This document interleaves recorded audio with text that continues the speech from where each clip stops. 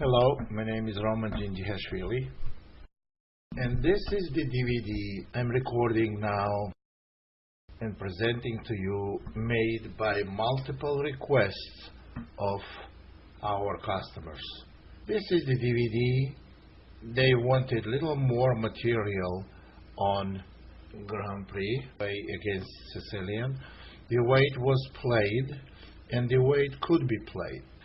Let me tell you something. The format of DVD is going to be a little bit different from all the others.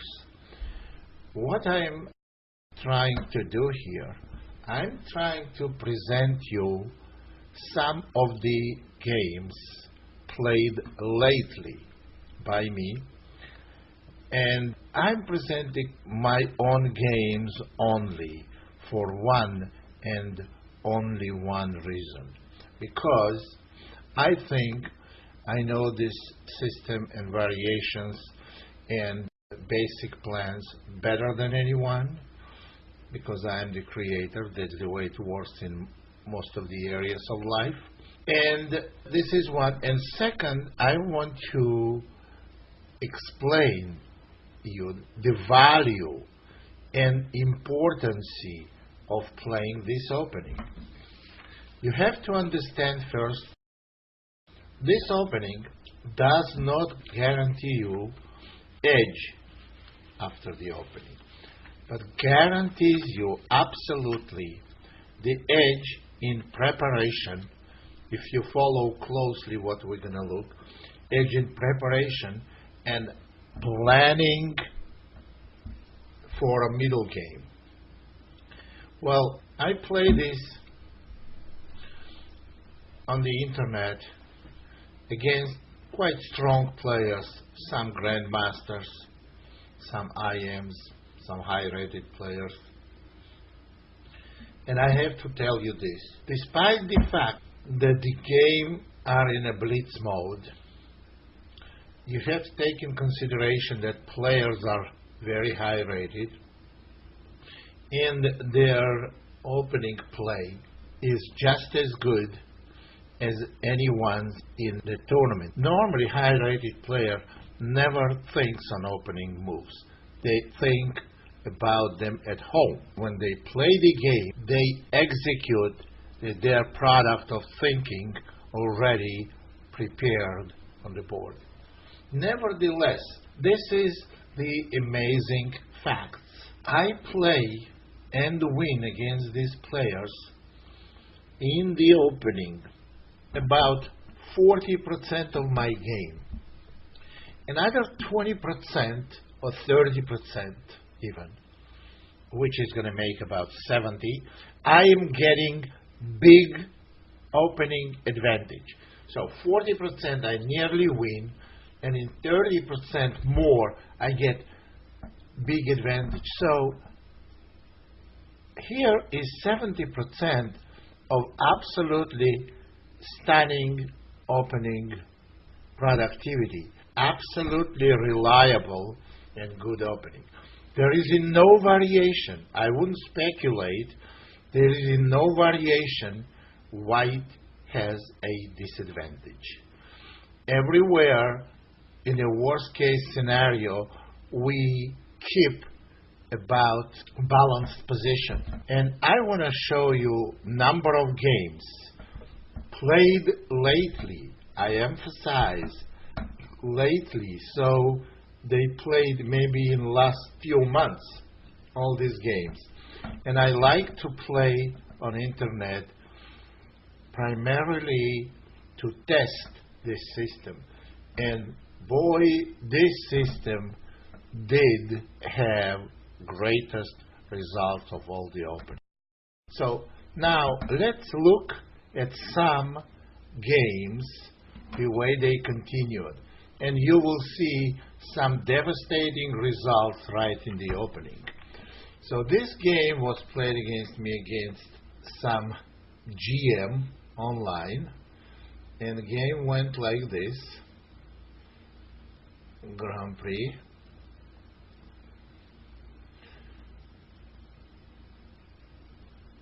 And this is knight d4 variation, probably the most popular castle. And the moves made by a grandmaster playing black cannot be too bad, and probably they are very logical, and probably something that he would play also in a tournament. Let's see the result. And after this move, well, black hasn't done anything bad. They developed all their pieces, they castle, and they have terrible position. Terrible position because all of a sudden black has kind of problem comfortably protecting the d4 pawn.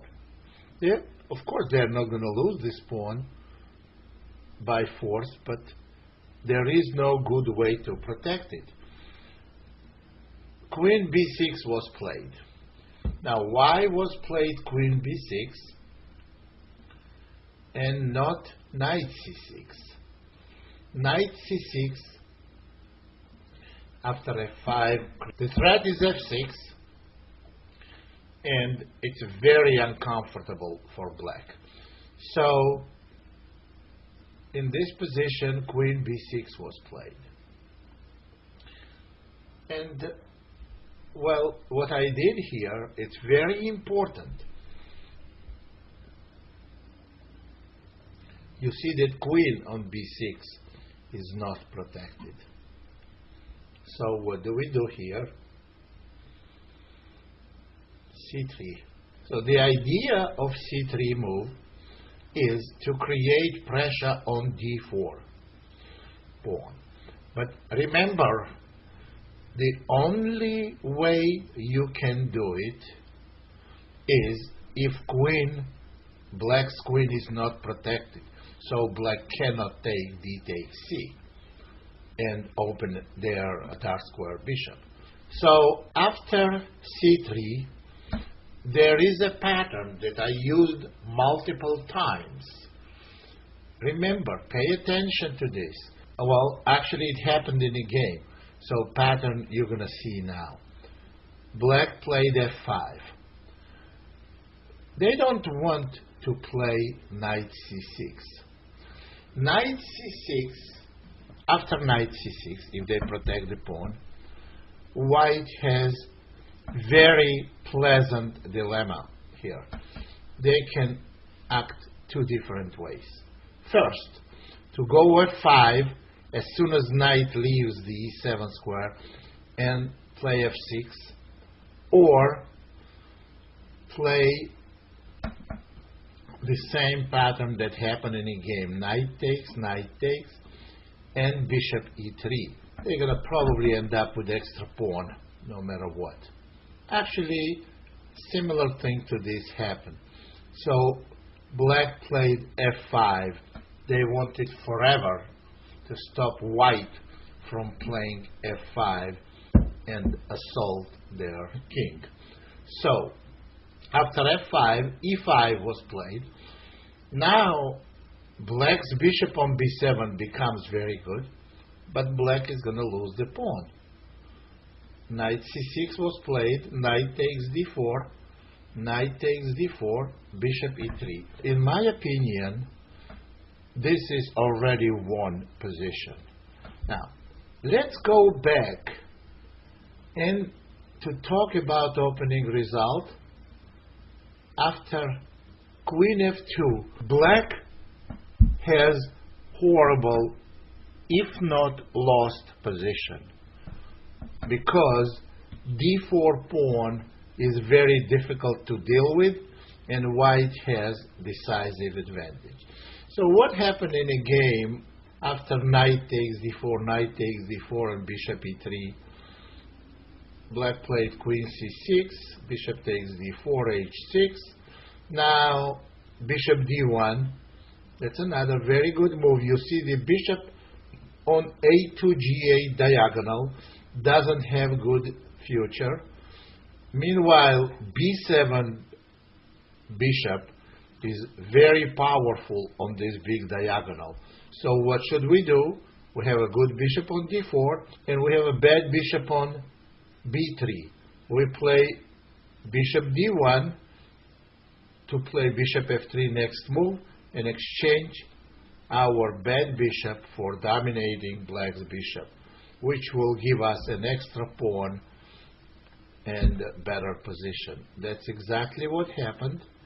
Bishop f3, and now bishop c5. Actually, black sacrificed exchange here, but they are down material and no compensation. Game ended very soon. I don't want to go through the end of the game every time because white is totally winning here. I'd rather go through as many games as I can to show you different ideas and some crashing results in the opening. So now I'm gonna show you the game against very famous grandmaster, very strong grandmaster, Eugene Nair, and this was also played on internet just not too long ago. And let me show you. Game went almost the same as previous opening, but black delayed knight c6, and now we play now bishop c4. Why do we give check and then play bishop c4? I've explained on previous DVDs a couple of times about this opening that it has to do with some theory that after knight c6, bishop in some variation stands better, black's bishop, on c8 than on d7. And why? If white goes d3, e6 variation, that's where bishop e3, and after knight e7, we can go d4. So if bishop was on c8, black could have played d5. But bishop blocking the queen, and d5 is not possible. So this is also can happen in a couple of different variations. So let's see what happened in a game. So here, knight takes d4, and now a6. Well, a6 is to prevent, for example, in case of castling, knight b5. And you see, that's another reason why bishop shouldn't block the queen. Now d6 pawn is probably lost. So black played a6, white castled, and I think I have a serious advantage here. If black castles after queen d2 and rook a to d1, d6 pawn is very weak, and bishop on d7 stands badly. So this variation was not very appealing for my opponent. So he decides to play queen c7, attempting maybe castling long. Or maybe just play rook d8 and make sure d6 pawn is protected. But this is another case of absolute opening disaster for black. We made just a few opening moves, and after knight db5, it's a typical Sicilian type of shot. Pawn takes, knight takes, hanging the queen. White gets 2 pawns for a piece, an absolutely crushing attack. Black is totally lost here. Knight takes f7. Now we get third pawn because bishop on d7 is hanging. And after knight a5, well, I have to point that king takes f7, queen takes d7, attacking e6 pawn, which cannot be protected comfortably because on knight d8, after f5, black might as well resign right now because absolutely crushing f takes e or f takes g is inevitable.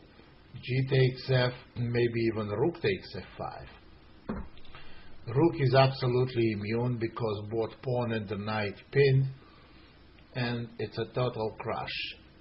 So that's why he made a desperate attempt to free his pieces. So he played knight a5, knight e5, attacking d7 bishop, threatening knight takes d7, check, and in case that's what happened actually, bishop takes, now the f file opened, and after king e8, bishop e2, well, e5 pawn cannot be taken, as you can tell, because after bishop d4, but black's king will never be safe, and white has complete domination on dark squares. Also, they have 3 pawns for a piece. Position is totally lost. So again, in the opening, it was total disaster for black. Let's make a few more moves. I will show you what happened in a game. Knight c6, queen d3, and now queen takes e5, rook a d1. So white's piece is absolutely dominating. Both open d and f files. Now d7, bishop hangs, queen c7. Well, rook d8 will be met by bishop b6, attacking rook, which cannot leave because of the bishop. And after queen c7, queen c3, attacking the h8 rook. And now queen e5 back, queen d2, queen c7. Of course, I don't want to repeat this position. b4. Black is helpless. I'm going to go b5 next move and totally disrupt all pieces. Rook d8, b5, knight e5, bishop d4. Knight is pinned. e7 knight has no squares. Bishop has virtually no squares. Queen g5 is coming, and it's totally hopeless. Knight f7, and after queen h6, queen f8 mate is threatening, and black simply resigned here. Something like knight f7 can be met with queen takes h7. Knight cannot be protected, and absolutely disastrous consequences. This was, I'm not sure I played it well after knight b5, but position was totally won after that for white. I'm not sure, as I already mentioned, that I played the best way, but that was good enough. f5 is another option here. Absolute disaster in the opening. So right now we saw 2 games, 2 disasters for black. Now let's see the game against another grandmaster. Well, and again, same opening, same way. Bishop c4, knight c6, d3, knight a5. I want to explain you this position. This position, highly favorable for white. Here is why this position, as I said, is favoring white. In order to explain, I have to attract your attention to a couple of facts. You see, 2 pieces are missing on the board. White's light square bishop and black's kingside knight. Now let's look at general ideas of this opening that can be played many different ways, and this is one of the positions that can be played by both sides. And we take and we go queen h4 and trying to start an attack on the king side. The reason I'm bringing this to you is this is very important to understand. You see, our light square bishop is missing and black's king side knight. White is going to start very strong attack by playing f5, well, in this case, for example, and later bishop h6. And attack that I have explained many times before. Well, in this case, for example, we're going to go bishop h6 and knight g5. You see, black is starting the queenside attack, which is way less effective. Now, how do we compare this position that we had won in the game? Well, in the game, what happened was this.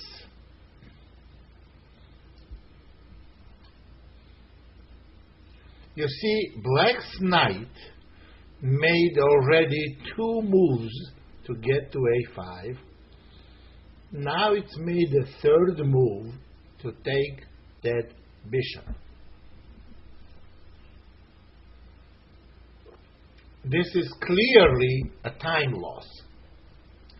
Now, let's talk about white's double pawn on b5. This is much better pawn structure of the king side than if b3 pawn was on a3, for example.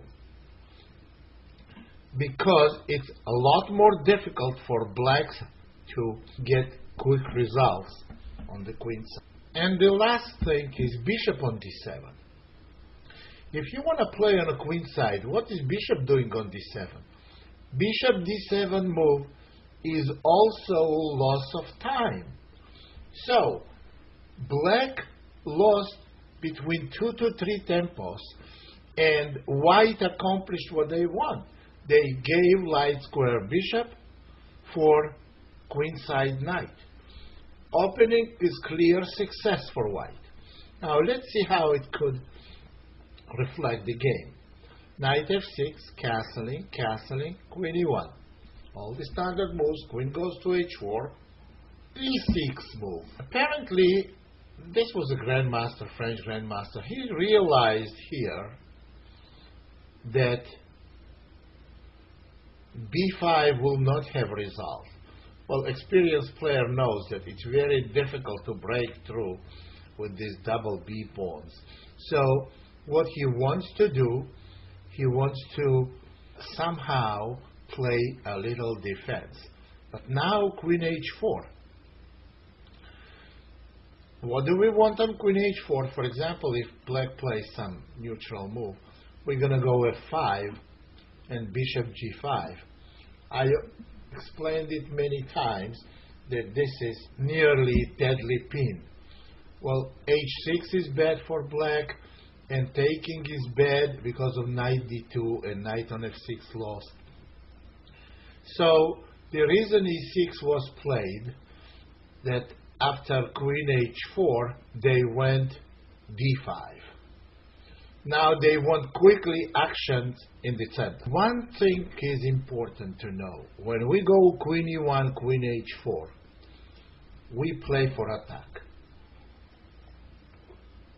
We never want to go e5 because that blocks our bishop and very difficult to attack. Unless there is a specific reason why should we go e5. And that's what was played. This is concrete reason this move wins the game now. Knight e8 has to be played. I have to point that knight h5 will be total disaster. And anyway they take after g4, knight will be lost. So only square is knight on e8. And now we take the queen, take on a7. Now we have clear result of our threatening attack. We won a pawn and we got better position. When you attack, it doesn't always end in a mate. It ends with a, you redeem your attack for some positional advantage or material advantage. We have both in this case. That was played. And after d3,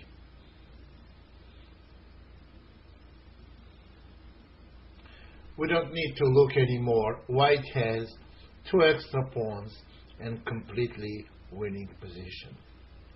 Another total opening disaster. What I'm doing is I'm selecting games with opening disasters for black. So far, all 3 games that we looked, they all were against grandmasters. 3 grandmasters got total opening disasters.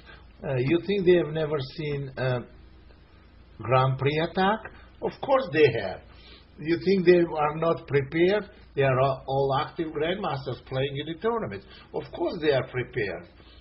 Nevertheless, you can prepare better by this DVD because you have first-hand information on me spending countless hours on analyzing these positions with the help of most powerful engines, programs, and this was a product of it. And you see 3 complete opening disasters. And this has to mean something. You can't deny it. So very, very effective way to play against Sicilian. This game was played against some IM on ICC. So regular opening moves. Knight c6 was chosen. e6. This is one of the worst continuations for black. In my opinion, after e6, black is completely lost strategically. The reason I'm showing you this game, because I didn't play the best way I supposed to play. After all, this is a blitz game. But nevertheless, you will see the typical problems black encountered and got terrible position. Bishop takes c6, bc, castling, knight e7, e5. This is all accurate. And after knight f5, I played knight e4. Knight e4 is a good move. Black castled. And here, bishop d2 is very inaccurate continuation. Let me explain the nature of this position and why this position is so bad for black. The way white's supposed to win this game is by totally disabling both black bishops. They're supposed to completely shut the c8 bishop, eventually with c4, and they have to keep the g7 bishop shut as well. So bishop d2 is not the accurate way because black played queen b6, and now white's supposed to win normally this game statically, not dynamically. What I mean by that, they're supposed to eliminate all black's counter chances with king h1, for example, and if queen b6, then b3.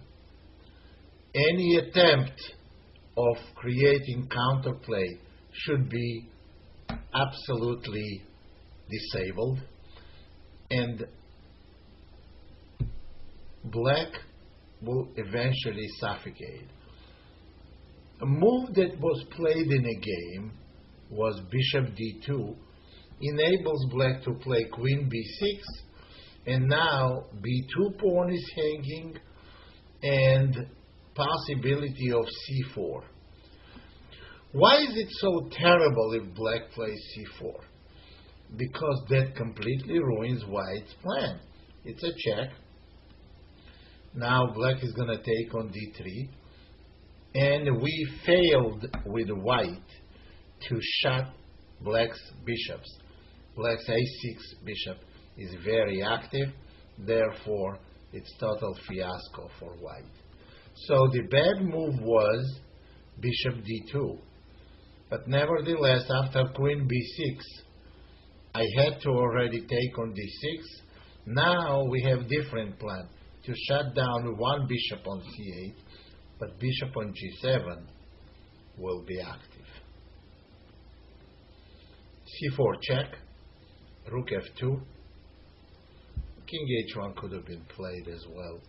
C takes d, and bishop c3. Now we want for the white to exchange dark square bishops and to keep one bad bishop for black, and hope for the power of d6 pawn and possibly dark squares. Black still has a bad position, but I would like to use the formula which will win us this position after opening, completely shutting off both bishops. That plan didn't work because of inaccurate move order. And now after queen takes c2, black got some activity, but still position remains pretty bad. Light square bishop on c8 is hopeless. After knight d5, queen d4. Black's king on h6 is terrible. So what I'm saying here that white misplayed in the opening and still has a crushing position. That shows how resourceful this position is. So queen d8, knight e5, rook f6. Well, it's very hard to defend.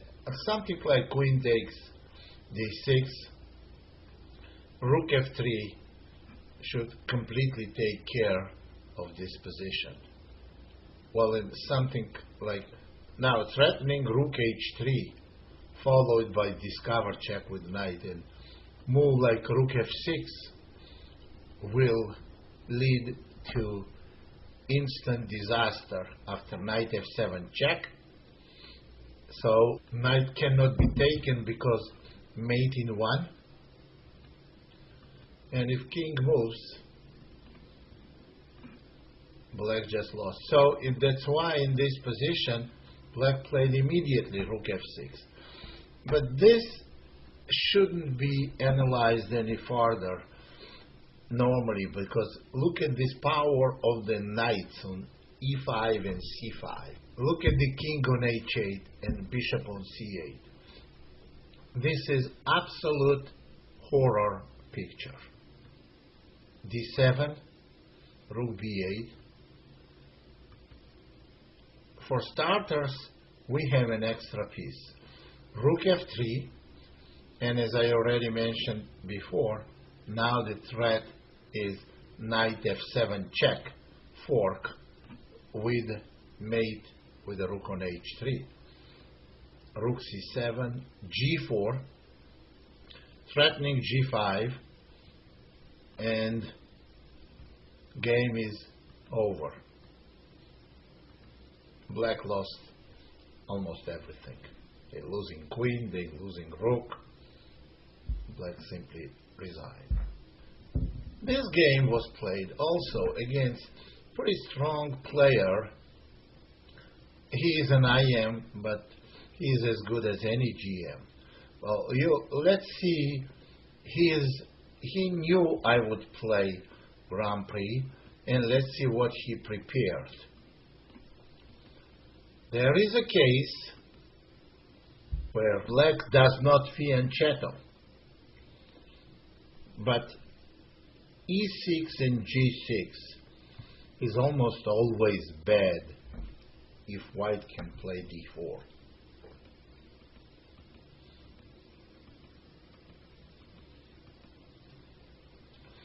This position is terrible for black because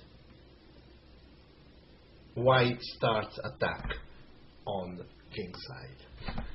There is a rule, very well-known rule, that can apply in numerous of the openings. When kings castled on opposite sides of the board, as a rule, whoever succeeds in attack first wins the game. White is way ahead of black. And the reason for that is pawn on g6. So, next move, white wants to play h5 and open the h-file, which is very hard for black to prevent. And after we open the h-file, black is not even close to developing their pieces. So this position is very, very bad for black. h5 was tried. Of course, material, like if we sacrifice pawn or two, it doesn't make any difference as long as we open files on the king side. f5. Now, f5 to support the g4 pawn, and probably in maybe preparing refuge for black's king to f7. hg, knight takes g6, and knight takes f5. This is very powerful blow. Not taking knight is not going to help because black's king position is completely open. Now bishop c4 check, and you see black has an extra piece, but white has every piece in attack. Position is totally lost. Rook f7, e takes f, knight e5, bishop takes f7. Black has two minor pieces for a rook, but is their position defendable? Absolutely not. Most of the pieces are still undeveloped. So knight d5, b5, rook g1. White will have knight, queen, bishop, and both rooks in attack. And black has not even developed yet. d6, rook takes g4, bishop takes f5, rook g3. Simply threatening rook to g1, double rooks, and winning bishop on g7. King f8, rook g1, knight e7, rook takes g7, and I don't think we should continue this. It's a simple two-move calculation will end all this struggle. We got to endgame with the extra rook for white, and as a rule, it's resignable. Actually, very easy to play game for white. That's based on understanding of the power of the position. When kings castle on the opposite side, As a rule, in this variation, it's hopeless for black because white is a lot faster. There's a second game against the same opponent. We will see. Now he tried to play a little bit different. Again, g6 and e6. Never play g6 and e6 when white can play d4. For some reason, my opponent kept doing it, and that's something I cannot explain. After e5, again terrible position for black because of the dark square weaknesses. Now knight is going to come to e4 and d6. The bishop on c8 is like a tall pawn, and position is awful. f5, trying to prevent knight e4, but it doesn't prevent knight b5. King f8, knight d6. Black is already completely boxed. I was surprised. I know the player is a good player, but why he kept going for the same type of position in 2 consecutive games. Games were played like 5 minutes apart. h4, and you see the knight on g8 is terrible. I am not going to even mention both of the rooks and king, so knight h6 was played. I want to mention here that h4 is more like defensive move. We want to stop all kinds of attempts for black to play g5. h4, knight h6. Now we just complete development, and now h5. Just now we tried to prevent g5, and in this case we encourage d5. Why are we so inconsistent? Because it's based on concrete calculation. Because after g5 we have this super powerful check and queen h2. Queen is coming to h5. Could black have played king back? No. Queen g3 will lead to more devastating results. Now knight takes f7 is coming, g4 pawn is terrible, and that's why king g6, and now knight takes e5. Queen h5 check, that simply leads to a mate. King f6, queen takes g5. There was no defense, and another big blow to black's attempt to play e6 and g6. As a rule, it leads to absolutely devastating results, and you saw those by last 2 games I just showed you to you. Here is the game with non-fianchetto for black, and you're gonna see how white got big positional advantage.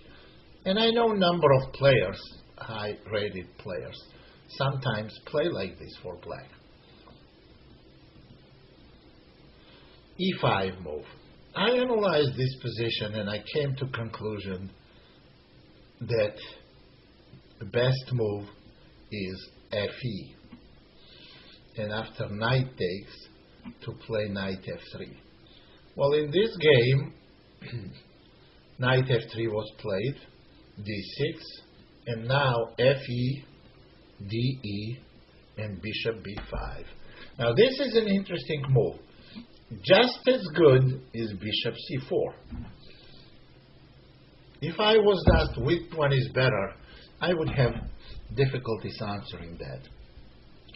Both moves are very good, and they have different ideas.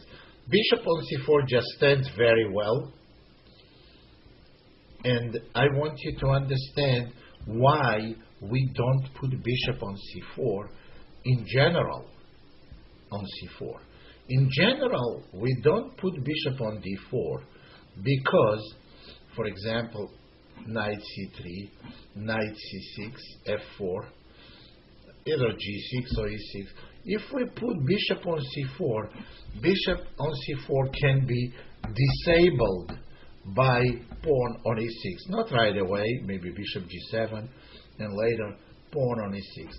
And this is completely different game, but I don't like, and I would never recommend anyone to put bishop on a position where it looking into a stone wall. That's why I wouldn't want to do that. In this game, we could put bishop on c4. Bishop cannot be blocked. However, I played bishop b5. And there is a different idea. Now, e5 pawn is hanging, which has to be protected. And now, we going for a static advantage. We see pawns on c5 and c6 are terribly weak. They are isolated and doubled. Bishop on d6 is not the strongest piece on the board. And having two bishops does not really favor black. It's more like favoring white. Position, white has sizable advantage. Knight e7, castling, castle, bishop e3, knight g6, knight d2. You see, knight is heading to c4, where it will be placed perfectly.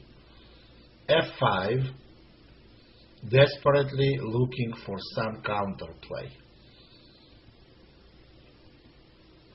Knight c4, very good move. The other knight will go to e4. And that will look really bad for black. Bishop e7, queen e2, rook b8, b3, cementing the knight on c4 and protecting the b pawn.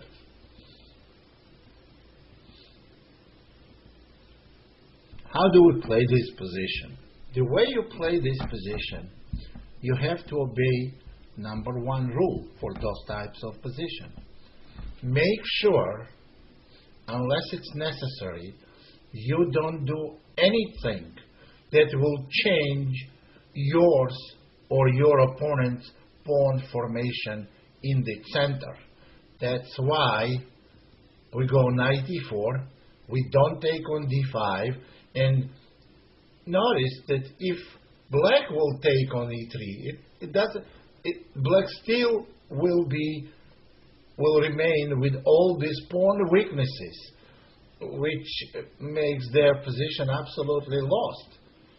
Knight takes e3, queen takes, bishop e6. Well, the beauty of having big positional advantage is because at some point you can redeem them for material. I don't know if it was the best way or not, but it's good enough way. We start collecting pawns. Knight takes e5, simply wins a pawn, and black gave up a queen. Black was absolutely, devastated with the hopelessness of their bishops versus increasing activity of white's knight.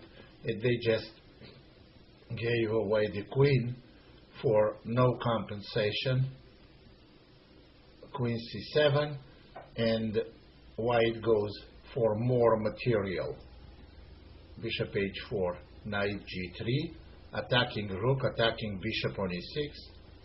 Bishop takes g3, hg, bishop d5, and c4. Here you can really stop analyzing because game absolutely lost the interest and importance. Black has no threats, and heavily down in material.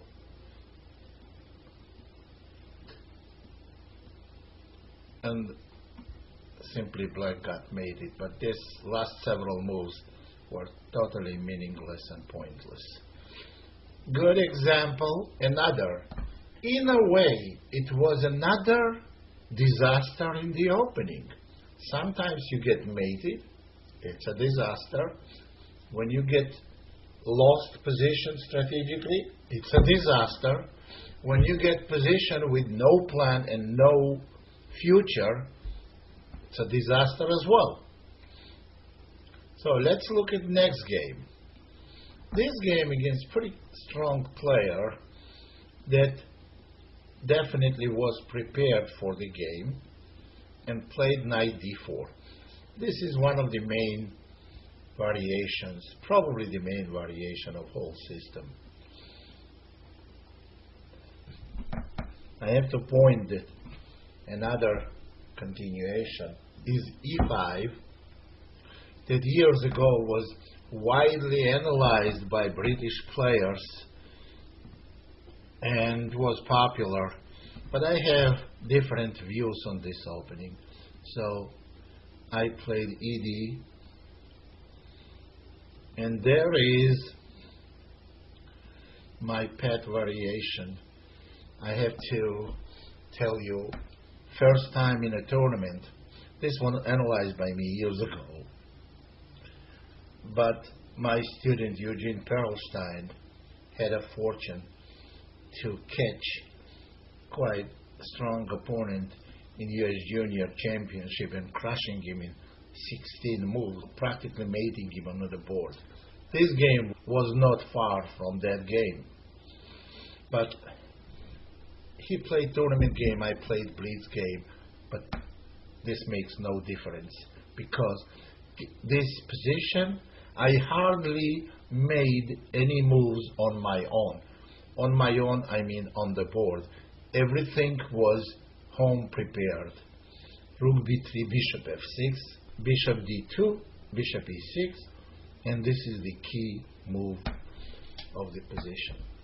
So what do we have here?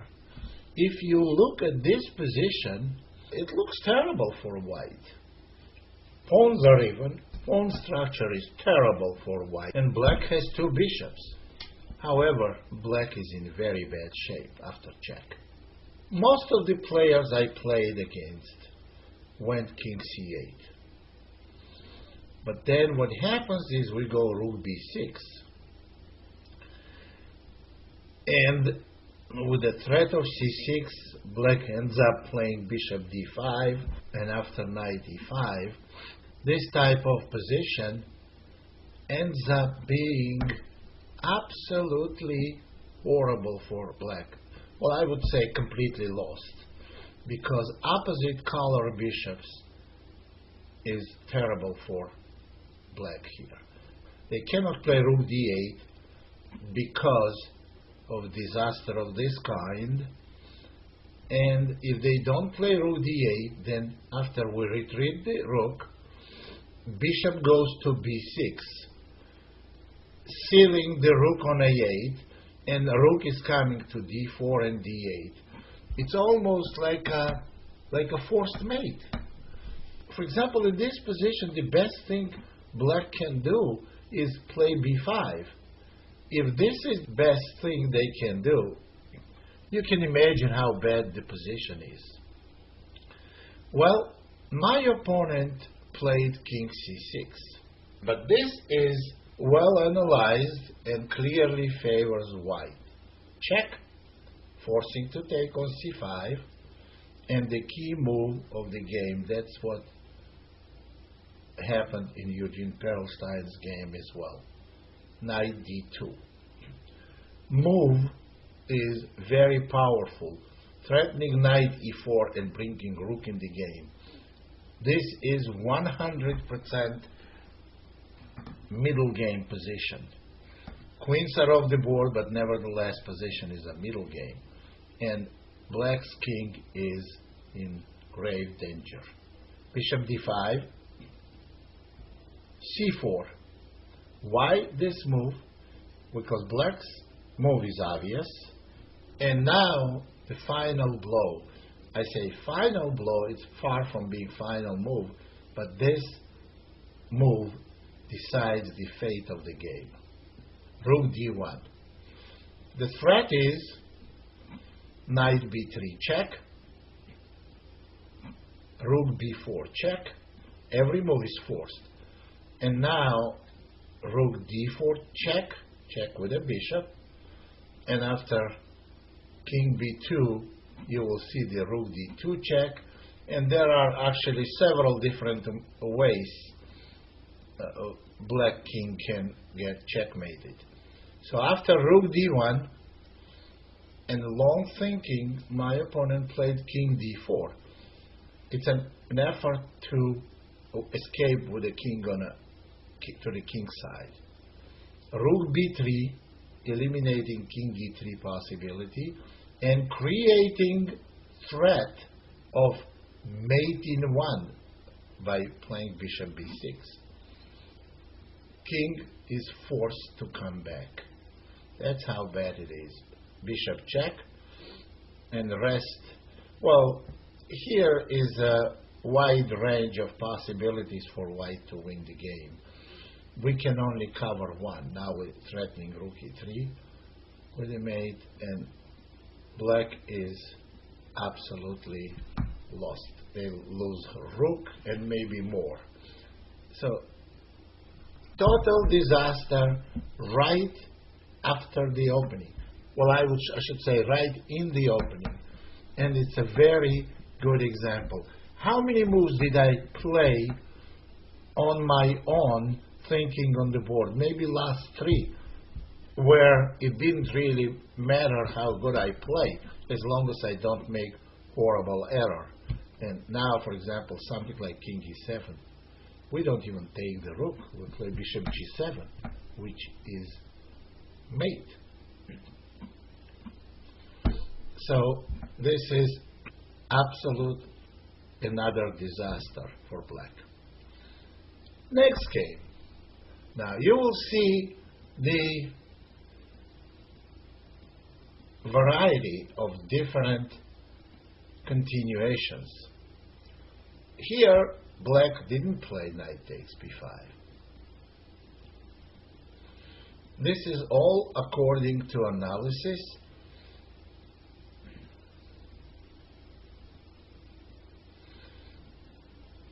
Well, what did black do? Black placed bishop on d4, which is not very good square. On the other hand, white's bishop on b3 is not standing that well. This is also part of the preparation. f5, I had this position before and I played e5. I had this position before and I played knight e2. But after analysis, I came to conclusion that f5, with the help of Ripka, of course, I came to conclusion that f5 gives white serious advantage. That's what happened in this game, f5, and black didn't last long after that. G takes f. Now we take on d5.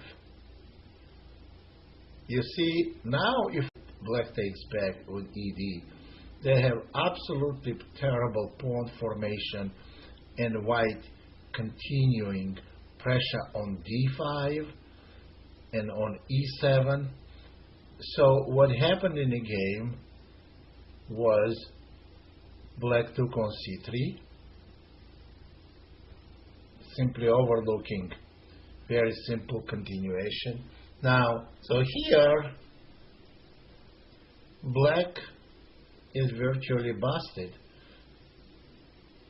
Well, knight d5 can be criticized because it's a bad move, but there are no good moves in this position. Something like fe will lead to another type of disaster.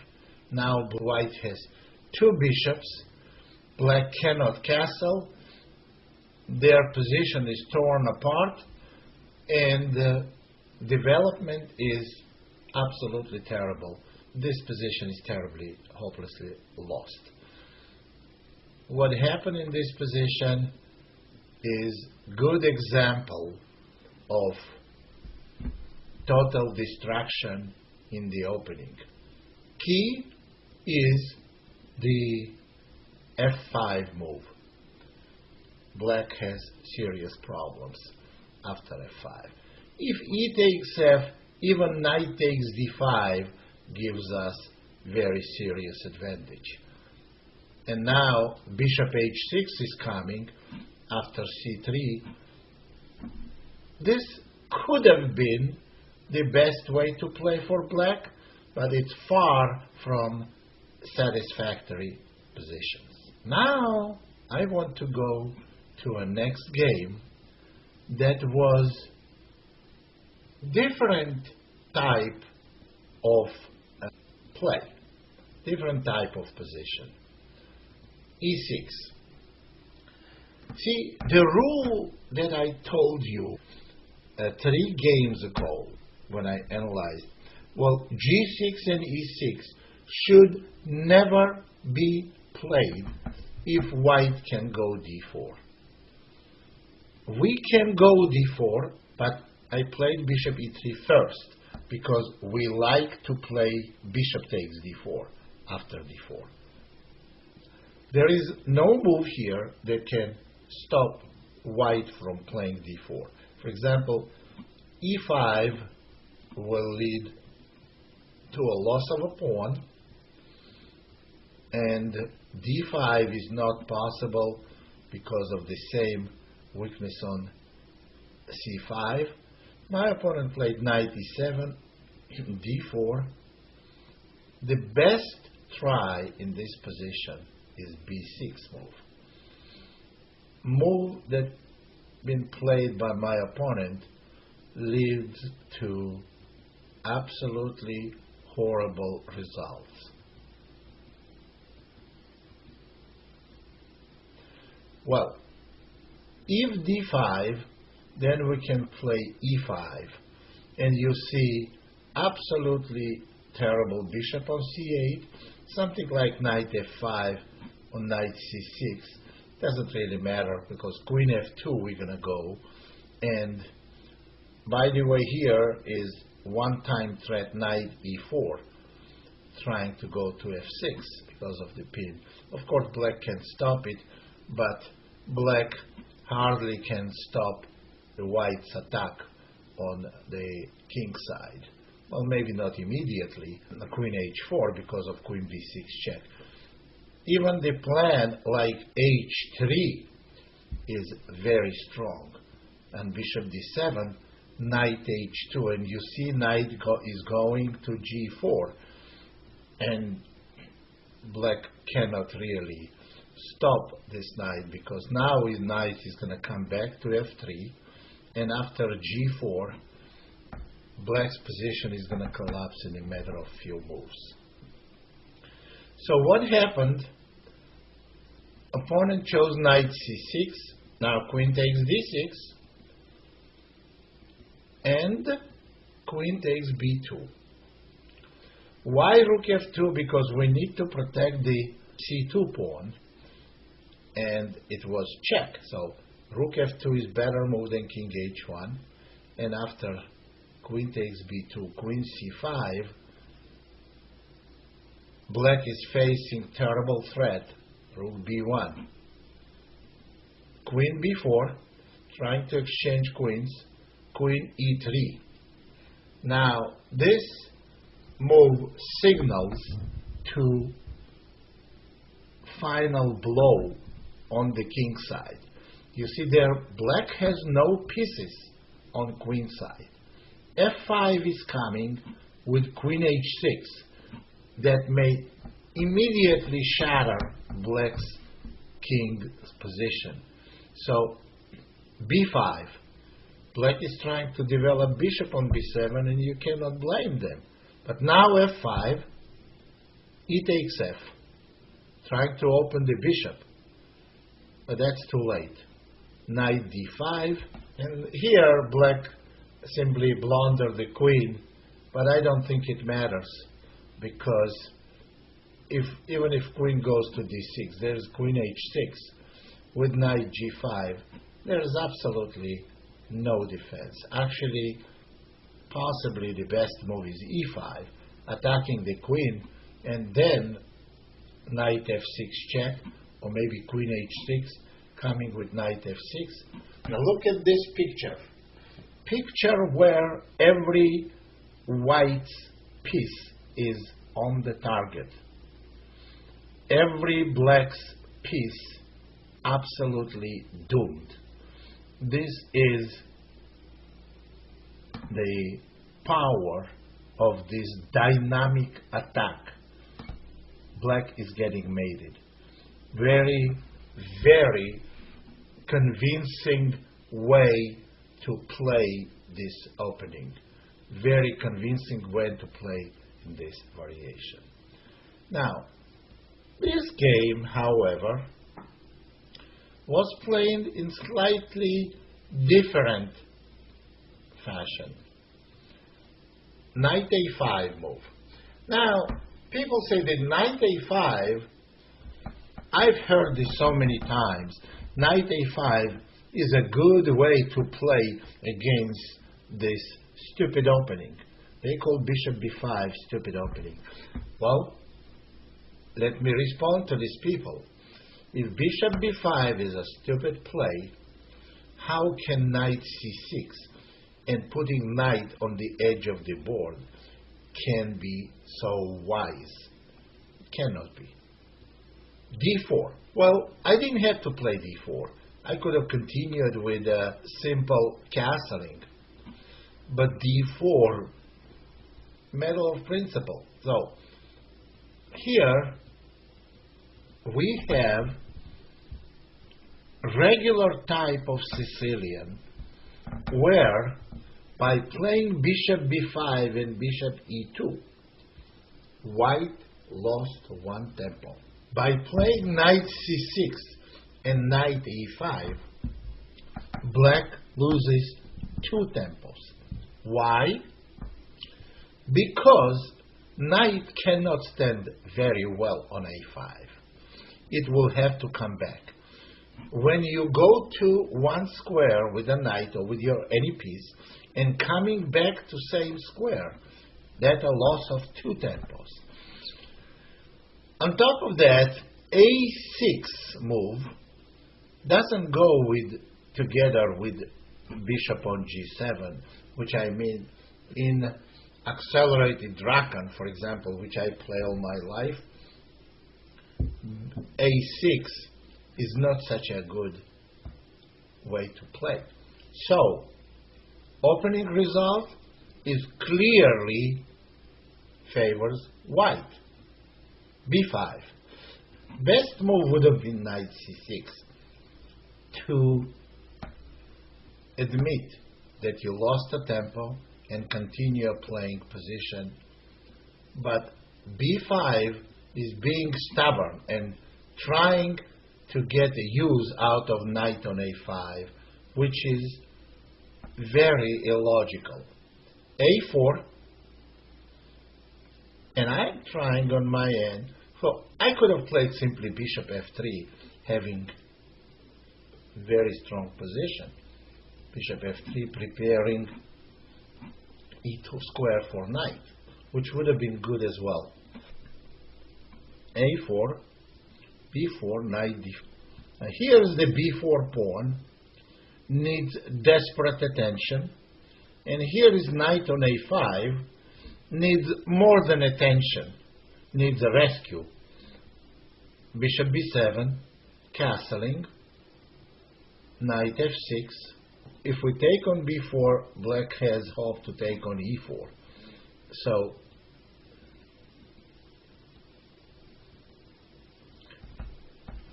you will see, can you compare development of whites and blacks and knight on a5? No, that's not a good square. d6, e6. and now queen takes b4. So white is simply pawn up with a better position. Knight on a5 is still unclear what it's doing there. They simply here blunder a piece, but did it matter? I would say this is maybe the best move in the game, because position is so bad, it kind of save yourself some suffering. Objectively best move could have been knight c6, but then when we go c3, or when we go simply knight takes c6 or bishop takes a6, having this super powerful a pawn, position is lost. Of course, it's a little sarcastic that queen c8 is the best move to blunder the knight, but position is just to emphasize on the quality of position black has. Absolute disaster as well. This next game ended with a terrible blunder by my opponent, but in already very bad position. He got to that bad position without obvious mistakes. Well, let's see that. So after e4, c5, knight c3, standard opening moves.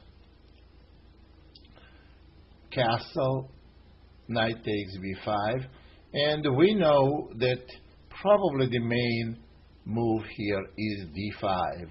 However, knight f6 was played, and after d3 and castle, knight c3, now black goes d5. Well, this position is very interesting in the way you approach this position. I play d5.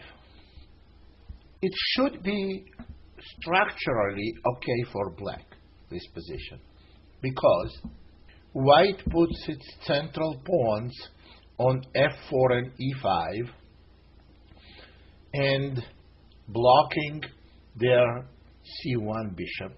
Black's light square bishop has nice outpost on f5, and black has very good presence in a center. But black's position is very bad because of some concrete variation in this game. Knight has to be moved. Going to d7 is not a good idea because knight takes d5, and if knight takes e5, white can simply play knight takes e7, queen takes e7, fe, and now due to bishop g5 threat and taking on e5 will give black some terrible dark square weaknesses. This position is not good for black. So that's why after e5, knight has to go to e8. But then d4 creates some immediate problems for black. What kind of problems? c5 pawn is hanging. c5 pawn cannot be protected because after b6, d takes c, b takes c, then d5 pawn is hanging. So, if pawn cannot be protected, it cannot be also advanced. Well, it can be, but let's see what is going to happen. After b3, c takes b and a takes b. All of a sudden, white's dark square bishop gets absolutely perfect position on a3, well, on some kind of knight c7 move, bishop a3, will be dominating on that diagonal, and white has very good advantage, big advantage. Potential is to play knight e2 followed by c4. White is much better. So my opponent chose here c takes d. And here queen takes d4. Not normal knight takes d4, where black can play knight c7 and try to exchange this knight with knight e6 and have half decent position at least. As I already mentioned, this is a very concrete approach to this position. Queen takes d4. Now the pawn on d5 is hanging. Of course, e6 is out of question because it buries almost every black piece. Bishop on c8 is bad. Knight on e8 is bad. So my opponent played knight c7. That's a normal move. Now bishop e3. Knight cannot go to e6 because d5 pawn is hanging. Pawn on e6 buries the bishop on c8, so bishop f5 was played.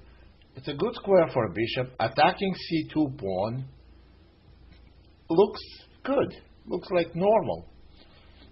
But as I already mentioned to you, this exact position is very likely for you to get if your opponent chooses this variation.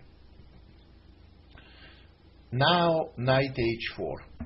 This was analyzed by me before the game, of course, in preparation. Knight h4 gives white sizable advantage. Bishop takes c2 was played, and this is bad. But everything is bad here. Well, what could black do?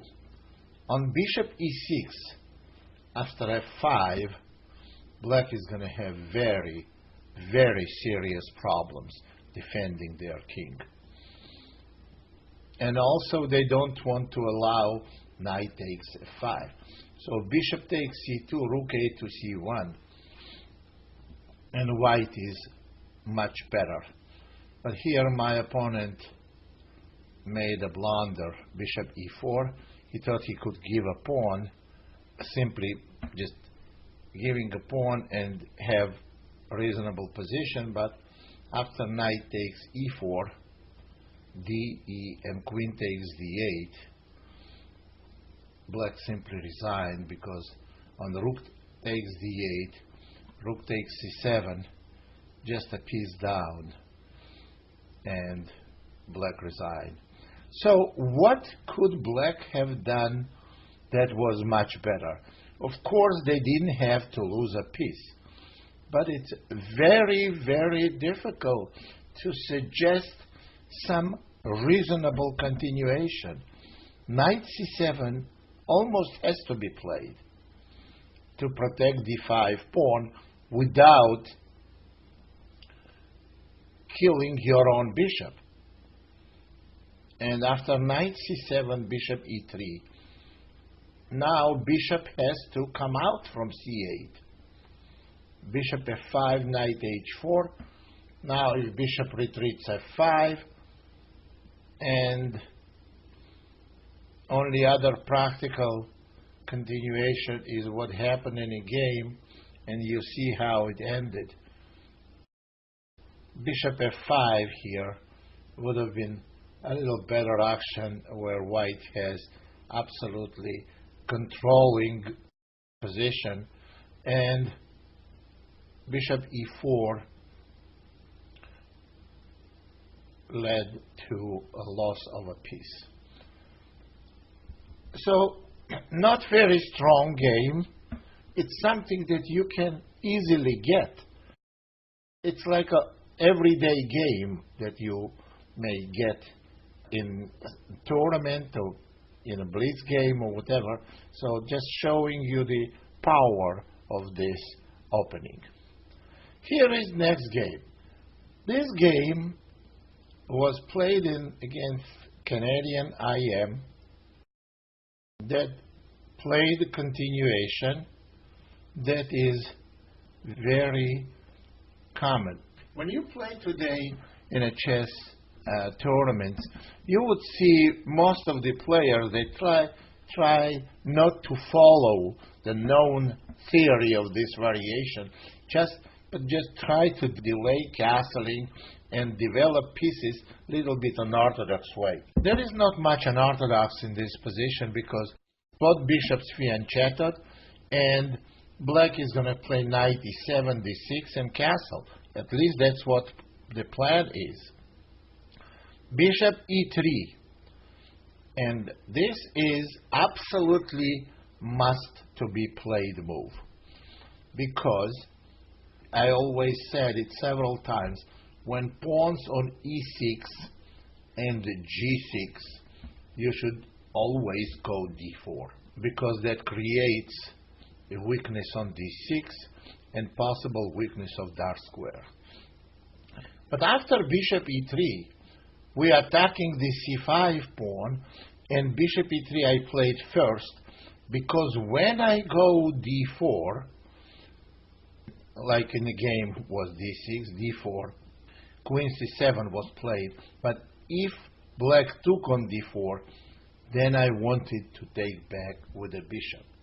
And it clearly favors white to exchange dark square bishops now, because rook comes to d1, terrible weakness on d4, rook is hanging, and black is very close to be losing. Maybe they are lost here. So in a game happened queen c7, dc, dc, and e5. Now we locked this g7 bishop out, but black has good b7 bishop. Now this is kind of unusual game where I tried, it was not necessary when I tried positional sacrifice. Knight e7, and now queen d6. Obviously taking on d6 is out of question, because c5 pawn is hanging on any some kind of move like this. Bishop takes c5. So my opponent played rook c8, and that's where I could have had an advantage simply by playing rook d1, but I chose this sacrifice, and it's very interesting sacrifice. Of course, black must accept this sacrifice, and what do we get here is white is going to have two pawns and the knight for the rook. When I say two pawns, because they have no time to protect b5 pawn. Actually, b5 pawn cannot be protected, can be moved. But then after knight b5, attacking the queen and followed knight d6 check, white is going to get back the exchange, remaining with extra pawn and totally winning position. So castling is practically forced. Knight takes b5, queen c6, and after exchange, and rook a1. You can see that black's bishop is totally blocked. Rook on c6 is 100% passive. White wants to go rook a7. Actually, this position, the more I look, the more I come to conclusion the position is almost terrible, almost hopeless for black. Well, knight on b5 is very strong, and if there is necessity, we can support this knight with pawn on c4, or bring the white knight to d2 and c4. White has very good positional outpost, and no sacrifice. There is no material deficit. We have full compensation for exchange. So knight d5 was played, bishop d2, rook b8, knight d6, and after bishop f8, knight c4. Beautiful outpost for a knight on c4. Black's rooks are totally disabled. So rook c8, trying to go rook a8. But the interesting point here, that even after rook a8, and I played rook a4, black cannot do anything on any of the open files. And it seems like rooks are absolutely out of business.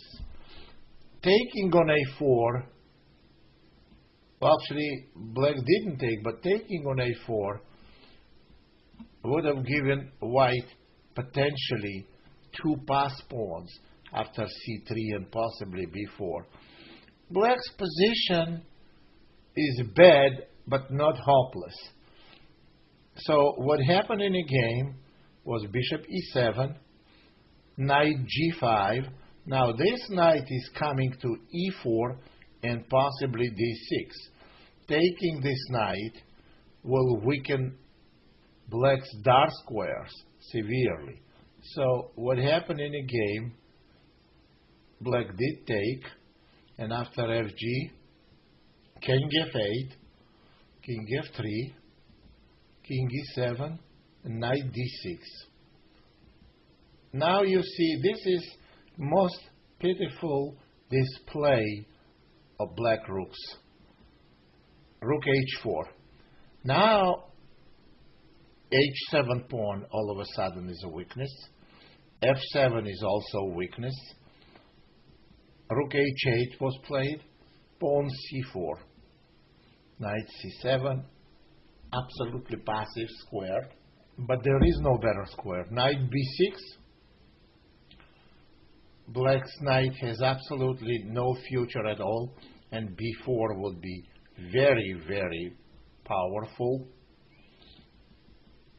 And going knight b4 is not much better. Now white has very pleasant choice between knight e4, attacking c5 pawn in a black defense bishop e3, or very positional solution, just bishop takes b4 and c5. You see, black cannot put the rook on c file, and now b4 pawn is hanging. White wants to take it, and potential c6 and c7 looks devastating. On top of everything, there is a rook f4, and they have to protect the f7 square. Knight turns out to be a better piece than a rook. That would have been completely lost. So black went to c7, rook f4, rook f8 must be played, and now b4. So before we pushed the pawn, we went rook f4 to put rook and king on the same diagonal in case black takes on b4. Rook b8, and now b5. And second pawn will go to b4. And on knight e8, we exchange knights, and pawn b4. Rook d8, king e2. Black must take. Protecting this pawn is out of question, because white simply takes and then pins the rook. So pawn must be taken. Bishop takes, king e8, bishop d6. Again, totally denying any open files to black's rooks. Rook b7, king d3. Now king is going forward, supporting white's pawns, and now at least one black rook is active, but it's way too late. Rook a7, c5, those pawns are absolutely unstoppable, and position is totally resignable. Mate is coming on h8, and black is down the rook. There is no defense. Very interesting positional sacrifice. But what I wanted to tell you, we didn't have to do that.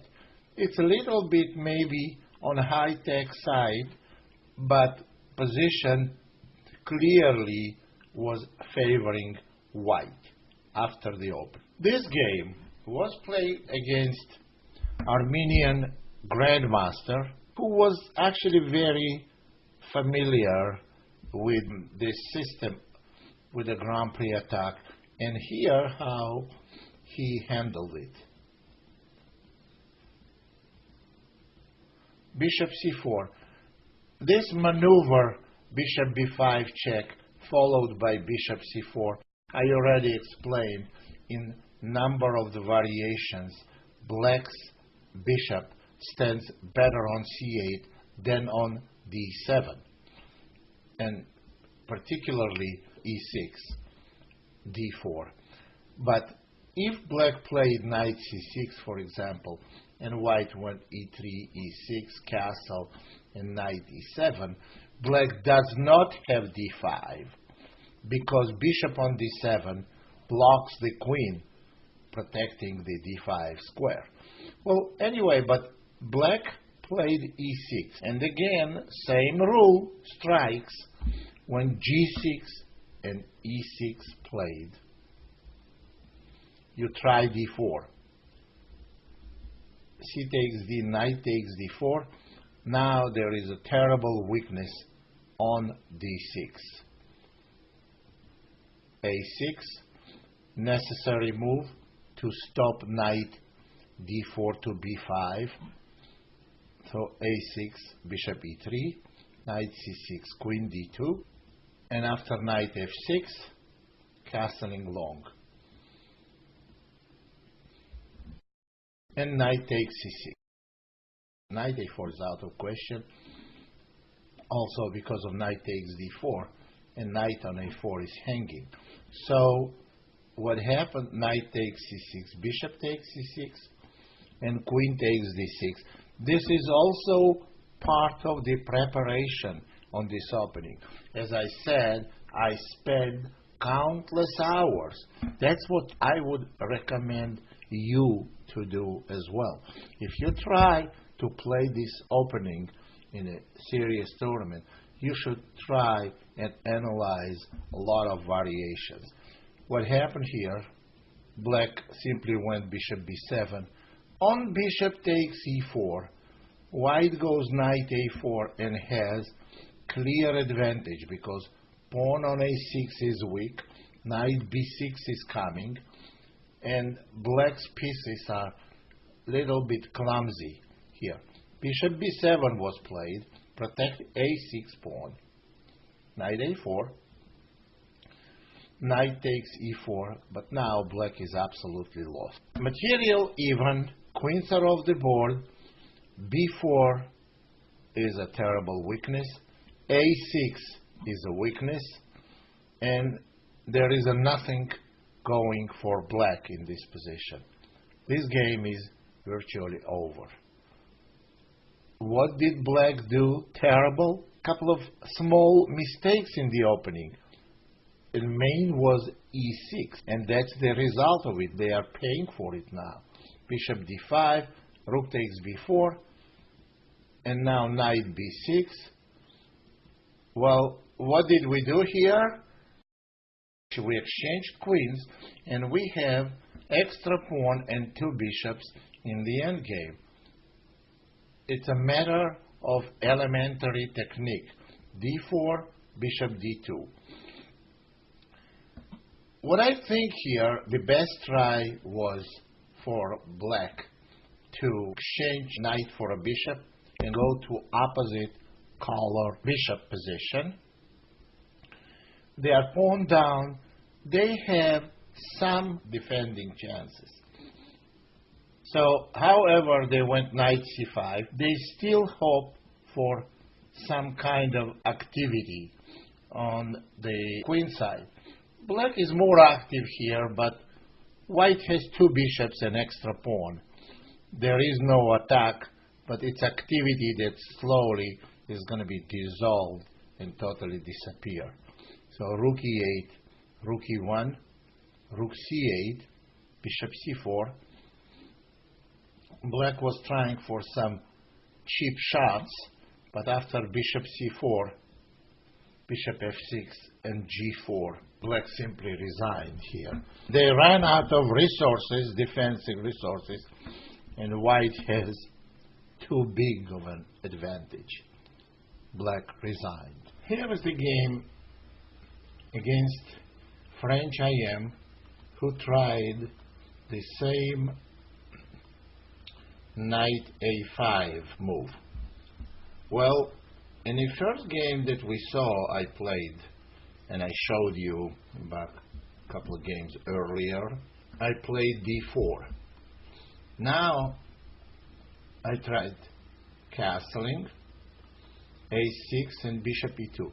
They are both good continuations. d4 may be more accurate move, but this is also okay for white. Although bishop did come back to e2, black made two absolutely senseless moves, a6 and knight a5.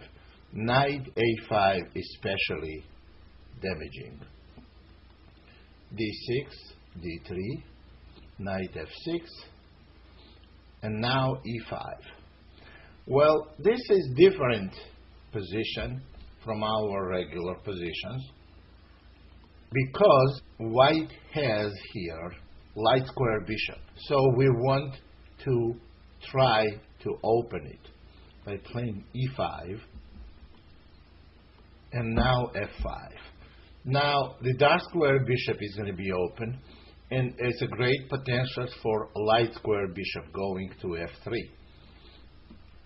So in the game happened knight f6, bishop g5, h6, bishop takes f6, and now it's a big problem for black how to safeguard their king. Queen d2 delays castling because of the h6 pawn. g5, now queen e3 check, and after queen e7, queen f2 was possible. Queen f2 is also okay, but queen takes e7 is also very strong. And there comes white light square bishop. Bishop comes to h5. Queens are off the board, but game is way too far for calling it end game. Still middle game, still a lot of pieces on board. Very difficult, nearly lost position for black. Bishop e6. Now knight a4. I don't know about knight a4 move. Bishop f3 would have been also very good. Initiating bishop d5. For example, if castling, then also rook e1 is very strong. So white has pretty big advantage here. But knight a4 I played. I'm anticipating to play knight b6. Well, in the game happened b5, bishop h5 check. And now king has to go to d8 and rook e1. Black is totally lost. Bishop takes a2, knight c3, bishop back to g8, and bishop f3. Total discoordination of the pieces. Rook c8, and now white penetrates with all their pieces. Rook a1, rook takes a6, knight e4. Knights are way more powerful than bishops. b4, knight a4, knight's coming to b6 now, and you see That's what typical for this opening. Position simplifies, but always white's pieces end up being a lot more active, a lot more dynamic.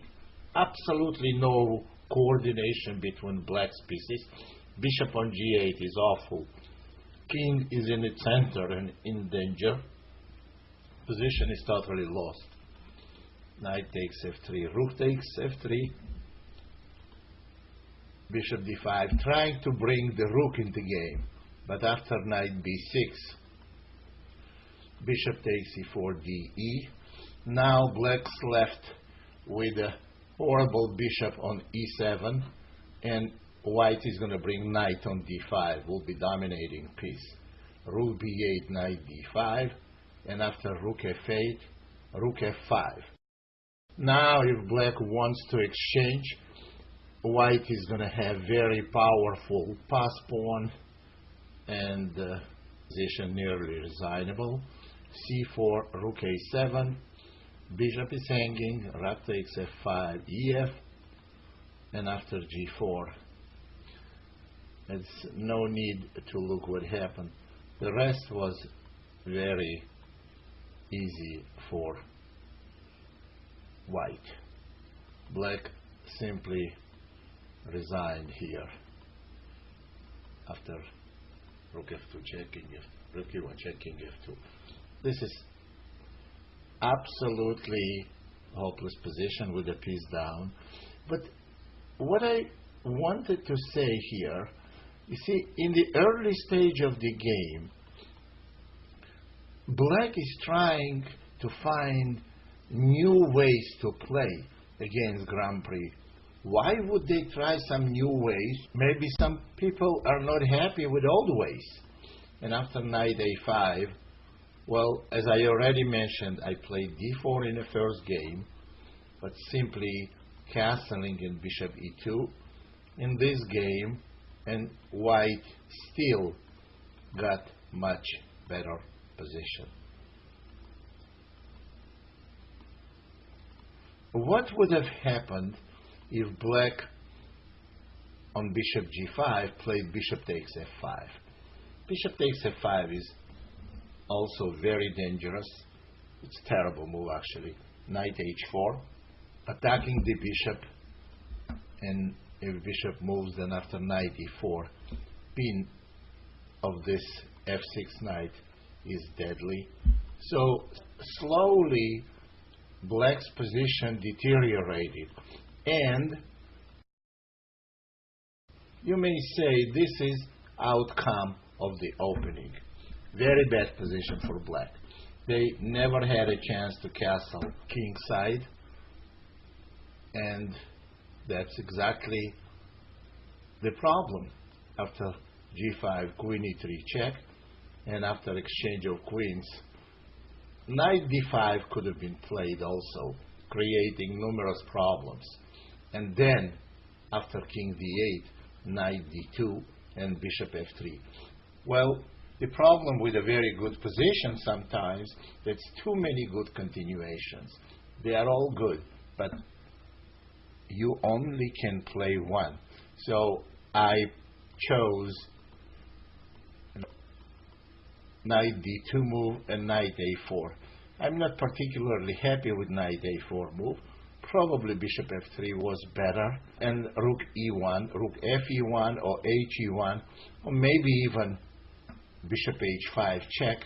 So the fact of the matter is white has sizable advantage. Now let's move to the next game against some grandmaster played who knows me very well and who was prepared for the game, and he knew what I was going to play. And here is what he came up with. He came up with one of the worst continuations black can come up with. I explain people in lessons, in lectures, on DVD, in any way I can, that after e6, black's position is completely lost. This is a positional evaluation and not because we have strong attack. E5. And the reason why you lost here, because you have two dead bishops. That if white plays correctly, those bishops will never get in the game without significant loss. Let's see what happened in this game. E5, knight A4, protecting the pawn, and now this C4 move seals the bishop on C8. So now black will never have a chance to play C4, and then possibly after that C5, and free the bishop on diagonal, on B7, H1 diagonal. After move C4, both bishops are more like tall pawns. H5, B3, bishop A3, queen E2. This stage is absolutely hopeless stage for black. Now what we have is an extra pawn in much better position. Well, the reason for king G1 is to avoid some possible check on G3 and opening H file with a tempo. It's just prophylactic move. The position is very static, so we can act slowly here. Queen F2, D4, C5. This is the move that is very important because it seals the fate of the light square bishop. We shouldn't give black a chance to go C5 and put the bishop on C6. So after C5 for white, black's bishop on D7 will never see light of day. Knight E3, black wins exchange, but this is absolutely hopeless. Black has an exchange, but they have cocktail of dead pieces. There is no single file that's open, which makes black's rooks absolutely disabled. Bishop on D7 needs no comment, and queen is not coming out anywhere. Meanwhile, we have knights, and they can get practically anywhere inside black's position. So rook b4, knight b6. Of course, taking on c5 is out of question. So bishop e8. Now c5 is hanging. So knight e4, protecting c5 pawn. And knight c8. You see the knight goes to d6. Now this is absolutely dead. And taking on g2 will just not change anything, the character of the position. And what happened, black took anyway, knight f6. And you see, this is like a work of art, knights. Well, nothing was invented by me. It's like an ABC of a strategy. These knights are much better. Each one of these knights is better than black rook. Bishop d7, rook b1. Now a3, queen takes d4, and knight f5 check, simply winning black's queen. Well, position, of course, if black didn't play rook h3, is absolutely hopeless and helpless for black. Those knights will never let them breathe freely. Actually, very good example of positional strangulation. Well, now let's see another game against the same opponent.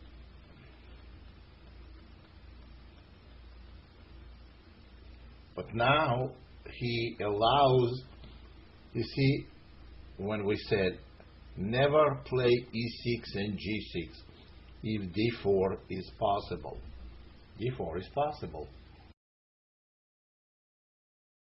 This position is already difficult for black. d6 pawn is very weak. Queen d2, castling long. Black didn't want a castle short. What will happen in this position?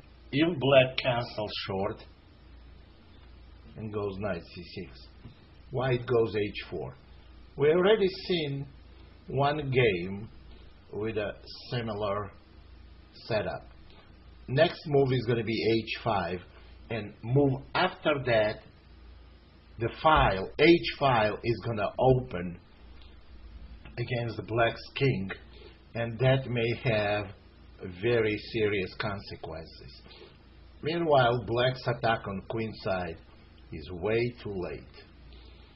So black decided not to castle on the king side, and they decided to castle on queen side. Knight c6, castling long, and rook d8. Now they changed their mind, castling on queen side, and there is good reason behind it. After the castle, white would have played the same as after rook d8, which was knight to b5. Now imagine black castled, and then we play knight b5. The consequences here are absolutely devastating. Knight takes check, then take on f7, then get the rook. We already have 3 pawns. We're going to have 3 pawns and a rook for 2 minor pieces, and they're all scattered and no coordination. Hopelessly lost. On top of everything, bishop b6 is a threat. Well, actually, bishop b6 could have played even move b4. Well, opponent played rook d8 and then knight b5. Pawn takes, knight takes, queen b8.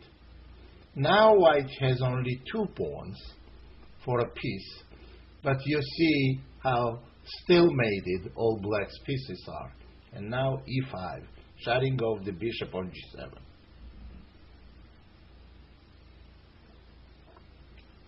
Rook d7, queen f2. It's a pitiful display of black things on a back rank. You can't even call them chess pieces. They are so bad, it's some kind of a furniture. Knights on e7, c6, useless furniture. h5, king b1, king g8. It may not be the most precise way for white to play, but it's good enough.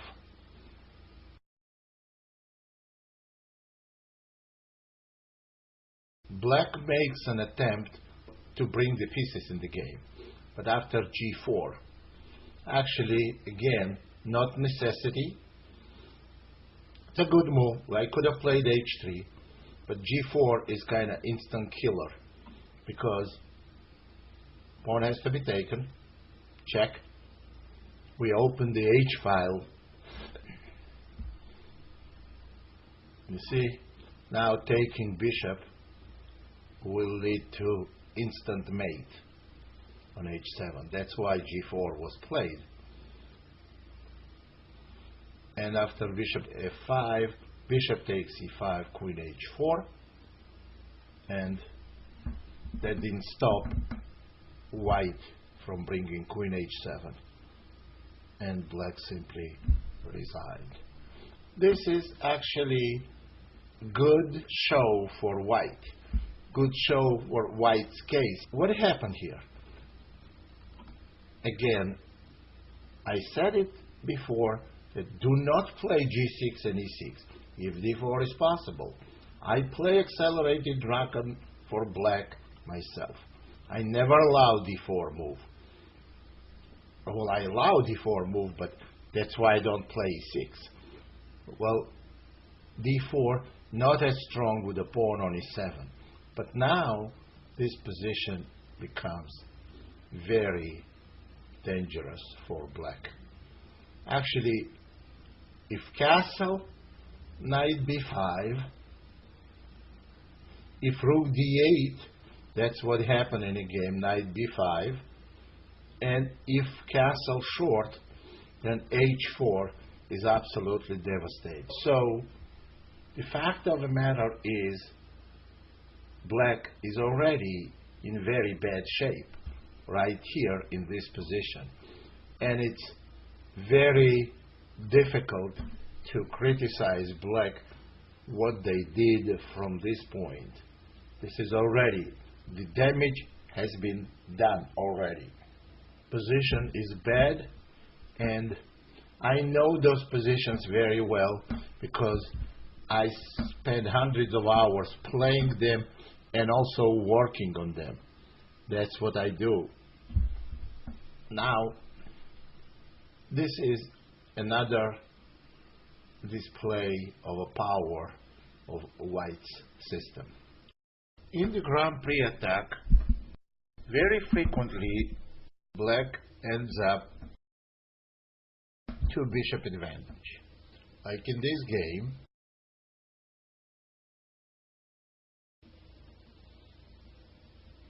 black has two bishops. And here is the battle.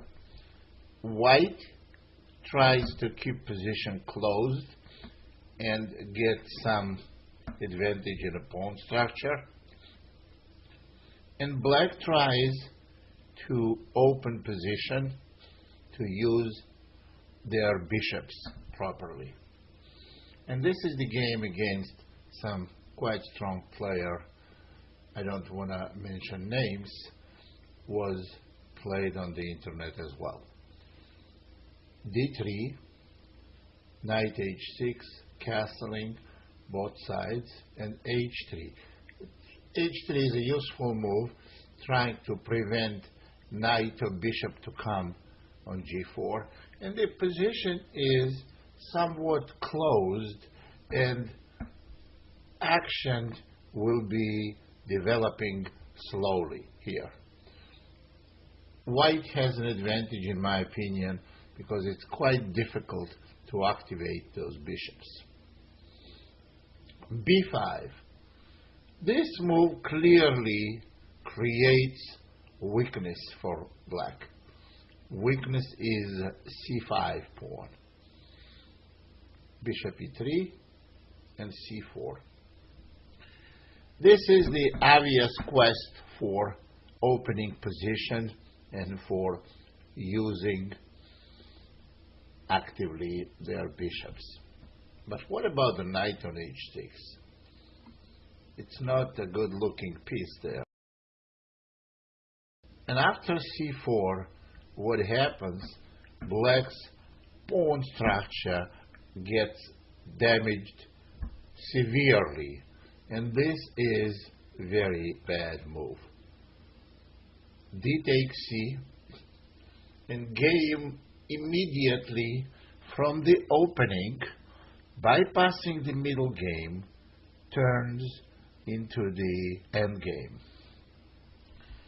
What is going to happen here? Black simply played bc. If they went b4 after knight a4, white has absolutely winning advantage. They have possession of c5 square, all dark weaknesses on dark square weaknesses on the queen side, and white has an extra pawn. So what happened in the game, my opponent simply took back, hoping to use b-file and dynamics of the bishops. However, after exchange of queen and knight e5, he realized that his position is very, very bad. Now, c6 and c4 pawns are hanging, But it's not so much a pawn, it's just bishops never get activated. Bishop b7, so he gave up c4. Saving a pawn by playing bishop takes e5 is not much better, because now you see this lonely knight on h6 is in danger, and after king g7, white can go bishop c5, and position next to hopeless. And white will go rook d1, and white's piece is simply dominating here. So what happened? He decided simply to give up a pawn. Now knight takes c4, and white has decisive advantage on the queen side. Again, trying to double white's pawn to diminish the material advantage will lead to absolutely crushing pressure for white on dark square on queen side, such as rook b1, bishop c5, knight a5, and awful knight on h6. So that wasn't an option. Actually, position is already totally lost for black. c5, well, e5 was played. Now we don't want to take on c5 because bishop takes c3 and the possible rook c8. So now what we need to do, we play here e5. We're letting this knight come into the game, but we permanently closing the bishop on g7. So what happened? Knight f5, bishop takes c5, and after rook c8, b4. At this point, nothing matters but the fact that white has two extra pawns. Black was successful opening the light square bishop, but they have completely dead dark square bishop. No queens on the board, position is quiet, and there is not even close compensation for deficit of 2 pawns. e6, rook d1, and after exchanging of rooks and bishop f8, knight d6. Well, this position is absolutely hopeless, and I don't think we should continue analyzing this game, because under normal circumstances, black would resign in this position. But game went on, and of course black lost, given that it was a blitz game and the time pressure factors. The position is totally hopeless, and game lost now any interest. Very interesting was the next game, playing against some very high-rated player, grandmaster, and this was actually quite interesting battle. We know this position. We have had on these DVDs several times already. Knight c6. You see here, black didn't play a bad move like we saw in a couple of games, and they went knight c6, d3, knight f6, castle, castle, and queen e1. We are on the way to the normal plan, queen h4, followed by f5. Knight a5 was played. Black is desperate to get white's very active looking bishop. And what happened, I already explained it once. This is absolutely great outcome of the opening because white did what they designed to do. They exchanged light square bishop for queenside knight of blacks.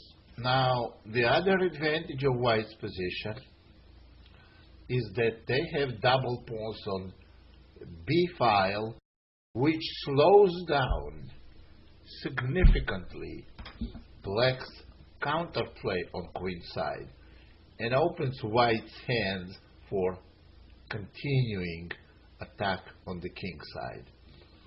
Bishop c6, queen h4, everything according to a plan. e6, well, f5, and after ef, bishop g5. This is our standard approach to e6 move.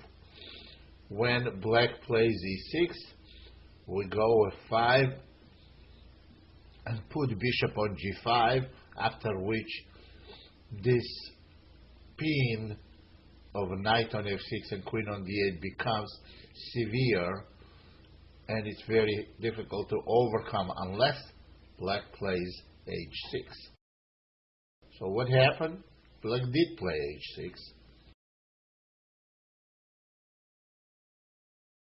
Queen f4. Very difficult position for black, if not lost. Queen e7 was played. I don't think it's a good move, but if f takes e, attacking the knight on f3, we can simply play d takes e. And now, besides knight being hanging, white can play rook d1 and d6 pawn severely weak. So position would be very bad. So queen e7 was played. Rook e1. Well, we could have taken on f5, but the black had in mind queen e3 check, and after exchange of queen, rook is hanging on f1, pawn on c2, and pawn on f5. So e takes f wasn't a good move, so after rook e1, knight e5, knight takes e5. Now black suffers material losses. Pawn takes e5, pawn takes f5. You see, now f6 is threatened. Pawn on e5 is hanging, so black is nearly forced to take on f4, and now f4 pawn is weak. So after g5, white has here an extra pawn, and very accurate move, rook e5, causes black more losses. Pawn on c5 is hanging. Black doesn't really have a time to protect this pawn, because after b6, white would play f6, and all pawns on the king side gonna fall. So it's not possible to protect those pawns. So what happened on rook e5 was king g7, trying to prevent f6, but now black is down 2 pawns.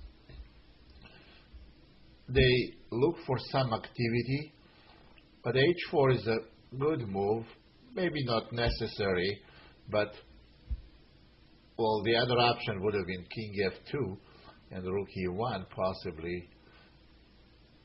And h4 simply breaks a pawn chain on the king side.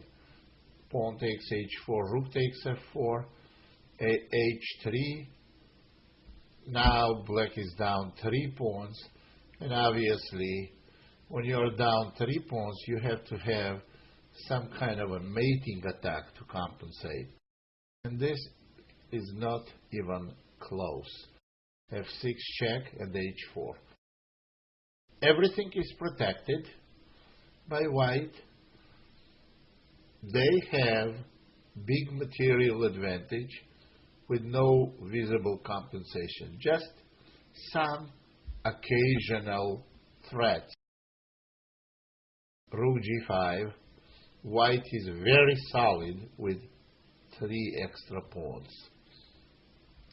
Came with few more moves, and I don't think it's important to see what exactly happened here. Position is absolutely lost. There is a threat of a mate on d8. Not really a mate, but if rook takes f6, rook d8 will win a piece, and when you are up knight into pawns, it is equivalent to a mate. Very instructive game. Very interesting and instructive to see Black's disaster in next game. This game was played on internet this exactly same way, position transposed to the game that was played by very talented young kid Daniel Gurevich, that we analyzed in one of our previous DVDs of the novelties. Actually, it was analyzed in the number 100 DVD. This position, we have already had it. And e5 was played, knight d7 and f5.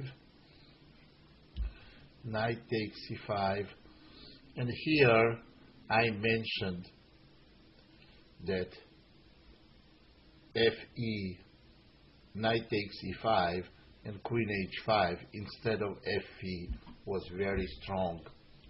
That's exactly what happened in this game. And if Black makes some moves trying to defend an extra pawn, that's exactly what happened. You're going to see this was all analyzed by me way before the game, and this position is nearly disastrous for Black. Bishop f4, and there is a simple threat. F takes e, and the knight on e5 is hanging. So castle, Black simply ignores. And now g6. It's interesting to point here how quickly Black loses this position. This is already absolutely hopeless position for Black. All White needs to do is to find a final blow. And final blow was delivered by the problem kind of move, e7. After e7, Black can virtually resign, but since it's a slow time control game, Black continues on. Queen takes e7. Only other option would have been taking the queen, because taking pawn with a bishop is out of question. But if Black takes queen, they face absolute disaster after knight takes d5. Now bishop is hanging, and if bishop moves, there is a simply check, and rook on a8 is hanging. So position is total disaster. That's why after e7, queen takes e7. That doesn't save Black. Knight takes d5. You see, now Black cannot move the queen. If queen moves anywhere, knight takes bishop with a check, followed by queen takes knight. Now Black is forced to take White's queen, and they are down an exchange done material. They have broken pawn structure.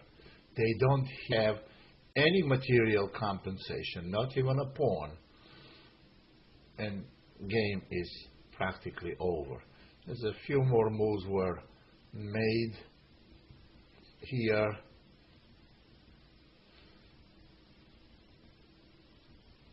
And this is unnecessary continuation of the game, and black resides. Very, very instructive game. So that's actually to add to your knowledge.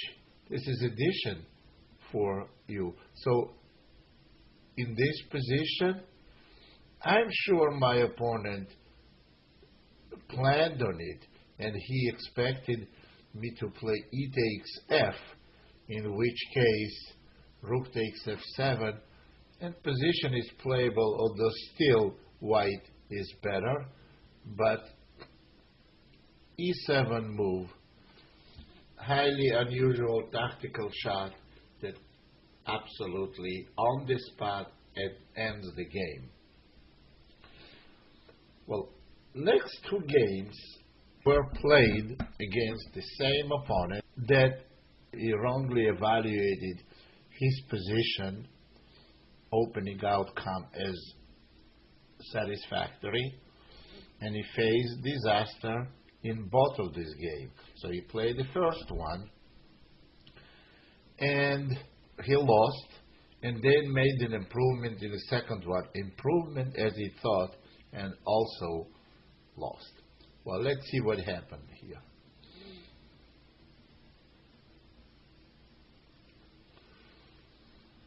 This is non-fianchetto version. And the normal move here is knight f6, in which white plays e5 and has an advantage, and I covered it more than once on various different DVDs. Detailed analysis of this move after d takes e, f takes e, and knight d5. So, and white plays knight e4, and now knight takes e5 is out of question because knight takes, followed by knight takes f7. So apparently my opponent knew this analysis, because in both games that we played, he played bishop f6. This move was analyzed by me before the game, and I played bishop e3, and after knight e7, e5. D takes c, bishop takes c6 first, knight takes c6, and f takes. In this position, white has very serious advantage. In the first game, black played bishop e7, but now they have two passive bishops on d7 and e7, and key point of the position is the pawn on e5. Pawn on e5 severely limits black's activity, black's minor pieces activity, and guarantees white some attacking possibilities. After queen e1, queen is coming to g3, queen c7. Well, castling would be very dangerous, because queen g3 with the idea of bishop h6 and knight g5, f-file is open and black's position may be very dangerous. So black decides to delay castling by queen c7, and now queen g3, g6. Obviously they are not going to castle after creating these weaknesses, they are not going to castle kingside. So the destination for black's king is a queenside. Knight e4, exploring the weaknesses on f6, exploiting the weaknesses on f6 and d6. Knight b4, bishop g5, exchanging dark square bishops. This is very typical for dark square bishops and making dark squares on f6 and d6 even weaker. Bishop c6. Well, I have to point that knight takes c2 is a very bad idea, because if white plays simply rook c1, you can see knight cannot go on d4 because pawn is pinned. And if black knights go to b4, then after taking and playing rook takes c5, it's a matter of few moves when black king will get mated. Knight fg5 is coming, position is total disaster. So bishop c6 was played because of that. Knight d6 check. Here we completely dominate the dark squares. Now, white has several ways to take advantage of these dark squares. I chose knight e5, attacking f7 and forcing to play f5. And now d7 check. This is shortest, but by far not the only way to win for white. Simple rook f2 would have done the job as well. Black's king has absolutely nowhere to go. Castling is not possible. And black just has to stand and wait when white plays something like bishop h4 and queen g5, or when queen penetrates, dominating position of a knight on e5 and bishop on g5 is way too much for black to handle.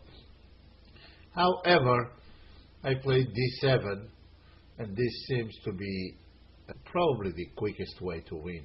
And now knight c4, knight comes to d6 with a check, and queen comes to e5.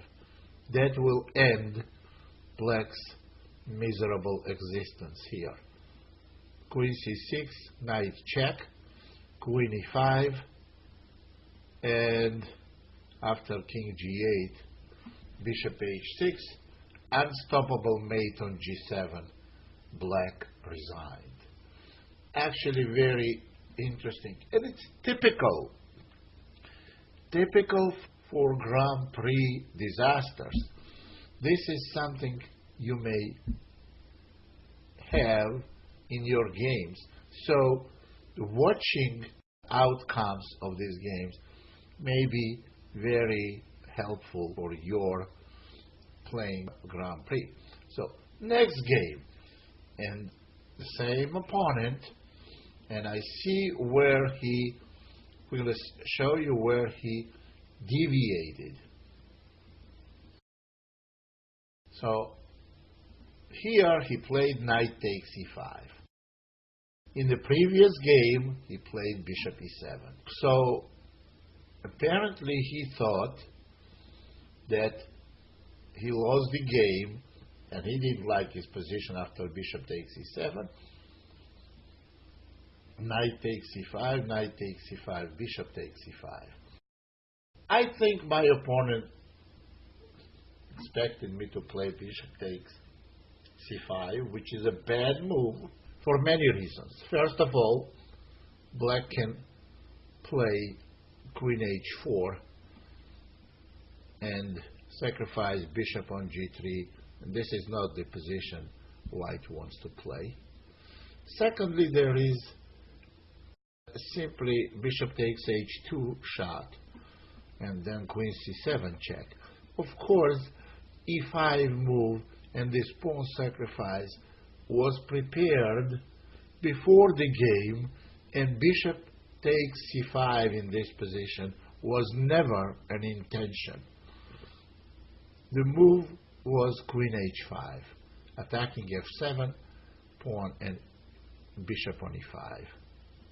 This move is forced, and now knight e4. Now it's safe to take pawn on c5 with an advantage, but it's a lot stronger to play knight e4. Again, black is in dire straits here. The king has problem castling, and black is in a lot of trouble. b6, protecting the c5 pawn, of course, was not necessary. The reason behind b6 move is very simple. Black doesn't know what to do. There is no way they can conclude their development somehow. So b6 was played. Bishop g5. Now this is a final blow, and after this, I think we can stop analyzing. Taking on g5 is out of question. It's a mate on f7. And now it's coming disaster on f6, after which king will be stuck in the center, and all these massive pieces of white will be attacking bare king. Game is over. g6, knight d6 check, very precise. King e7, bishop takes f6. Well, if king f8, we can simply play here. It's very difficult to find a move that doesn't win immediately. All these bishop h6, queen h6, they are absolutely disastrous here. Queen h6 check wins everything. And if bishop goes to g7, there is a rook takes f7, leads to immediate mate. So that's why king e7 was played. Bishop takes f6, queen takes d6. Now both queens are hanging, but after queen e5 check, black resigned.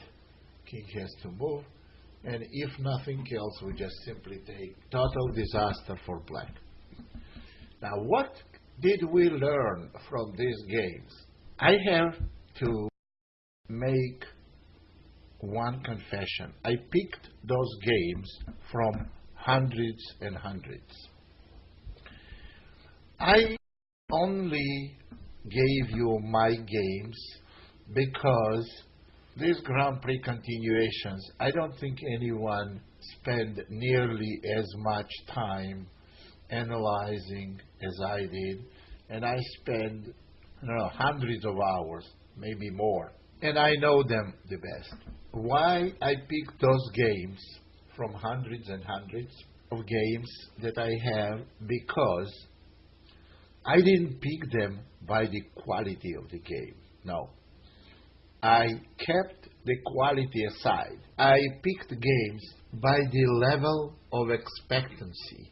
What should you expect? I don't want to show you brilliant combination, great positional play. No, I wanted you to see what you can expect when you play these games. And what you can expect is something like what you have seen. I did not put the games where black makes absolutely horrible move in the game that it's obvious for everyone to understand. No, I gave you some disasters that have been caused by inaccurate moves by invisible mistakes by black. This is something you may have today if you play the game now. And this is something can be expected.